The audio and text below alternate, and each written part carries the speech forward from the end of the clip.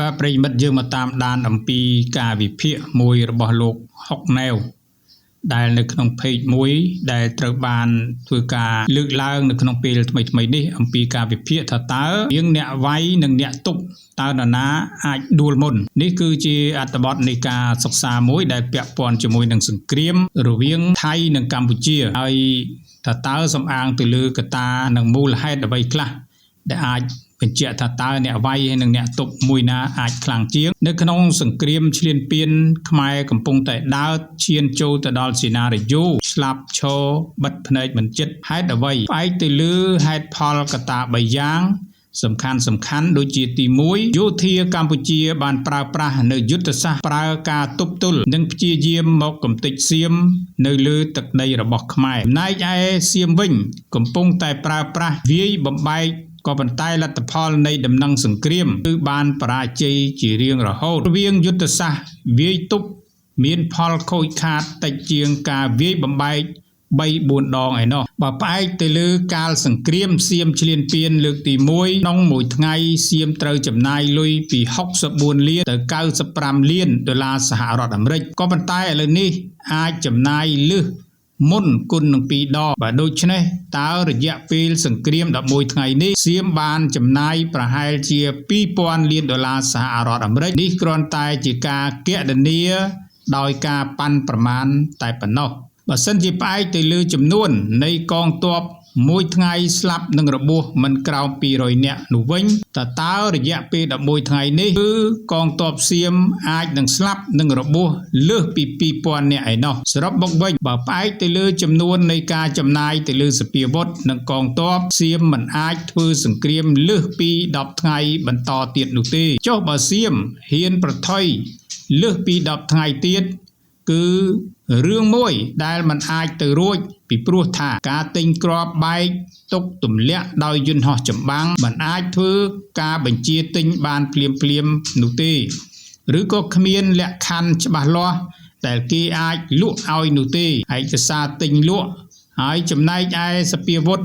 នៅក្នុងស្តុកដែលមានក៏បានប្រើចិត្តអស់ហើយណែកឯកងទ័ពការជ្រើសរើសក៏មិនអាចធ្វើបានភ្លាមបានចំនួនលឿនដើម្បីបន្តធ្វើសង្គ្រាមបាននោះដែរទី2សេដ្ឋកិច្ចដែលផ្អែកទៅលើ GDP កម្ពុជា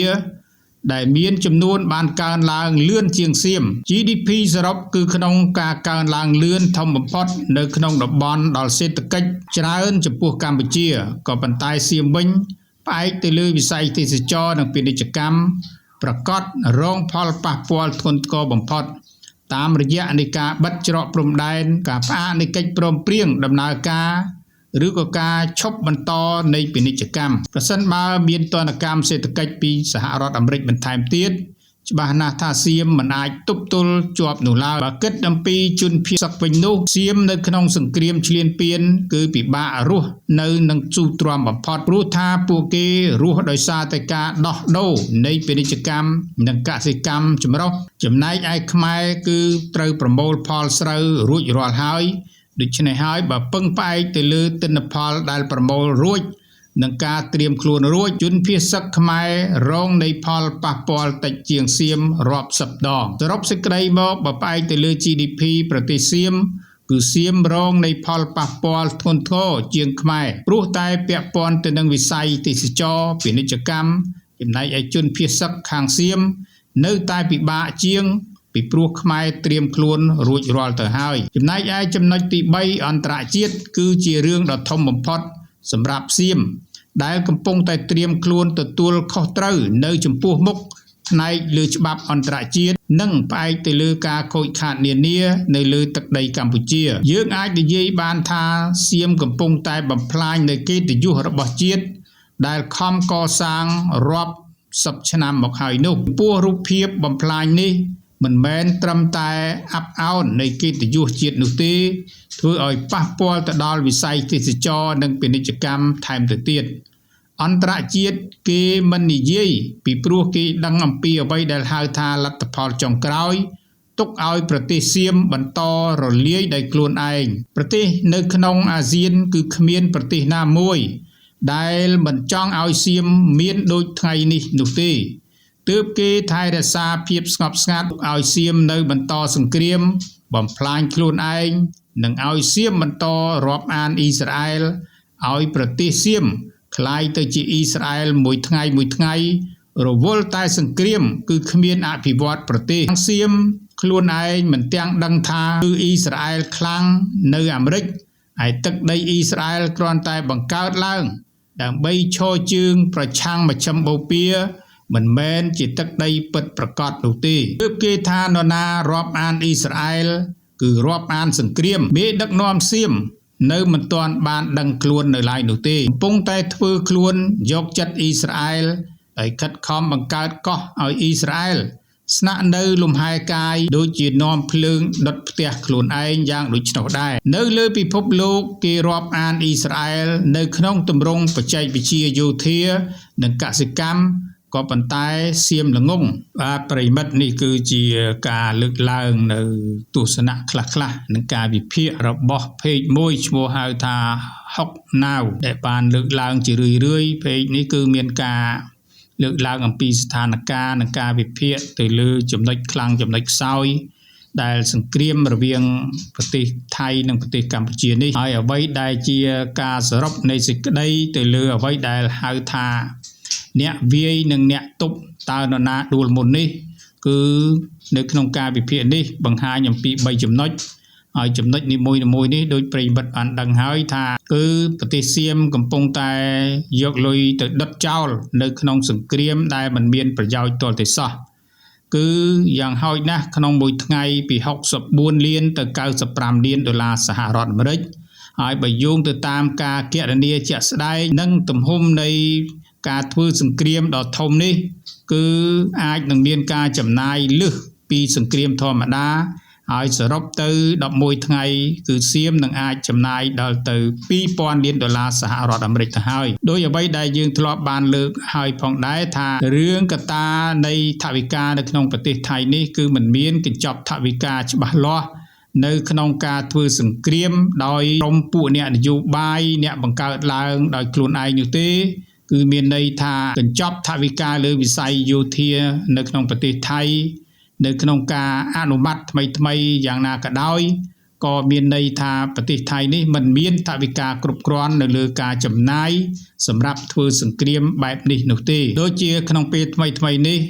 គឺថៃបានសម្រេចនៅការអនុម័តដោយឯកតោភាគីរបស់គណៈរដ្ឋមន្ត្រីនៅក្នុងការយកនៅកញ្ចប់ថវិកាទុនឬក៏គេហៅធនកណ្ដាលដើម្បីយកមកប្រើប្រាស់ចែករំលែកទៅលើវិស័យយោធាដែលការចំណាយនេះក៏នៅតែមិនគ្រប់គ្រាន់សម្រាប់ធ្វើសង្គ្រាមក្នុងរយៈពេលយូរអង្វែងនោះបានទេពីព្រោះថាគ្រាន់តែការចំណាយមួយថ្ងៃគឺស្ទើរតែ100លានដុល្លារទៅហើយការលើកឡើងនេះគឺតាមរយៈនៃអគ្គលេខាធិការរងនៃក្រមប្រឹក្សាការពារជាតិរបស់ប្រទេសថៃធ្លាប់បានលើកឡើងនៅក្នុងកិច្ចប្រជុំសម្ងាត់មួយបានគណនារួចទៅហើយថាក្នុងមួយថ្ងៃប្រទេសថៃបើសិនជាមានសង្គ្រាមធំកើតឡើងត្រូវចាយយ៉ាងហោចណាស់ក៏100លានដុល្លារសហរដ្ឋអាមេរិកដែរហើយបើសិនជាចាយដល់ទៅ100ថ្ងៃមានន័យថាយើងគុណនឹង100ទៅគឺមានន័យថាប្រមាណពាន់លានដុល្លារសហរដ្ឋអាមេរិកគឺពិតណាស់ថាមានចំនួនច្រើនមែនទែនដូច្នេះហើយថៃមិនមានថវិកាបែបនេះនោះទេចឹងហើយសង្គ្រាមនេះគេជឿជាក់ថាសង្គ្រាមគឺតែរយៈពេលខ្លីដើម្បីវាយយកសម្លេងឆ្នោតជាងការឃោសនារកសម្លេងឆ្នោតពីព្រោះថាអ្នកនយោបាយប្រទេសថៃជាពិសេសគឺលោកអនុทินនេះគ្មានគុណសម្បត្តិអីនៅក្នុងការអភិវឌ្ឍនៅក្នុងការគ្រប់គ្រងដឹកនាំក្នុងរយៈពេល3ខែដើម្បីស្វែងរកសម្លេងឆ្នោតពីប្រជាជនរបស់ខ្លួនគឺមានតែធ្វើការវាយប្រហារដើម្បីយកប្រជាប្រិយភាពជាមួយនឹងពួកកងទ័ពដែលមានភាពចិត្តចង់ហើយក៏ចង់បង្កើននូវឥទ្ធិពលផ្នែកយោធារបស់ពួកគេផងនោះក៏រួមគ្នាចេញដំណើរចាយលុយរបស់ជាតិដើម្បីបង្កើនឥទ្ធិពលត្រឹមតែការបោះឆ្នោតតែប៉ុណ្ណោះនេះគឺសម្រាប់អនុทินក៏ប៉ុន្តែសម្រាប់ពួកកងទ័ពនេះក៏ចង់ធ្វើសង្គ្រាមបែបនេះជារៀងរហូតដើម្បីយកនៅអ្វីដែលហៅថាជាតិនិយមឬក៏